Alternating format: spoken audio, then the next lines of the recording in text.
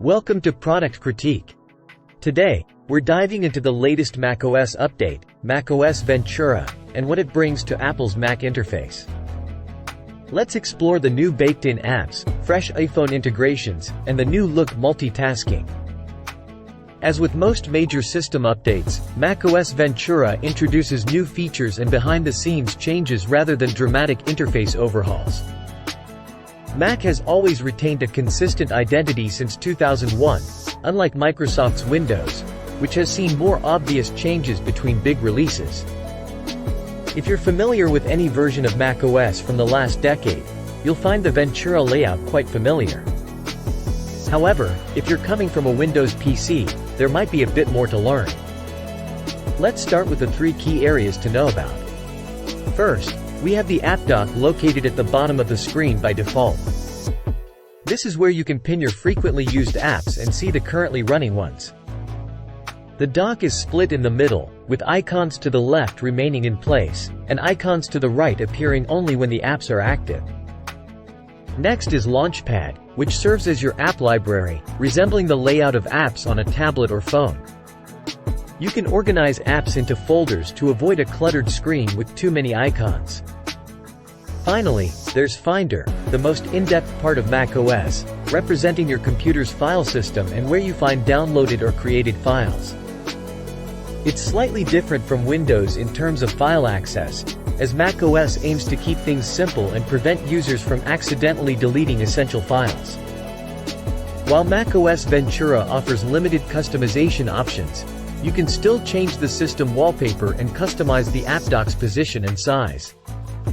You can also alter the highlight and accent colors to personalize the interface further.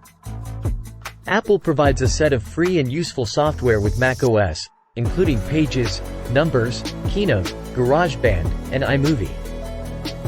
These apps should be sufficient for most users' needs. One new addition in macOS Ventura is Freeform, a digital whiteboard app designed for brainstorming and collaboration. It works best with an iPad and Apple Pencil, but you can sync the data between your iPad, iPhone, and Mac using iCloud.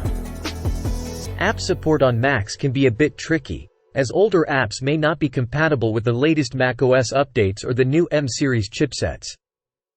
However, macOS Ventura allows you to run iPhone and iPad apps on your Mac, expanding the range of available applications. Ventura also introduces Stage Manager, a new multitasking feature that displays inactive apps as 3D thumbnail panes at the side of the screen. This helps reduce clutter and improve productivity. As for performance, Geekbench 5 results showed a roughly 5% increase on Ventura compared to the previous Monterey version. However, software improvements are more likely to focus on memory management rather than CPU performance. When it comes to gaming, macOS still falls behind Windows. While there are some good games available for Mac, the library is limited compared to PC. To access a wider range of games, you can use Parallels or Crossover, but each option has its pros and cons. In conclusion, macOS Ventura brings some useful optimizations for iPhone users, a new multitasking style, and a handy brainstorming app. However, it doesn't mark a significant change in the macOS versus Windows debate, and Windows remains the clear choice for gamers. That's all for today's review of macOS Ventura. If you found this video helpful, don't forget to like and subscribe to Product Critique for more tech updates and reviews. Thanks for watching, and see you in the next one.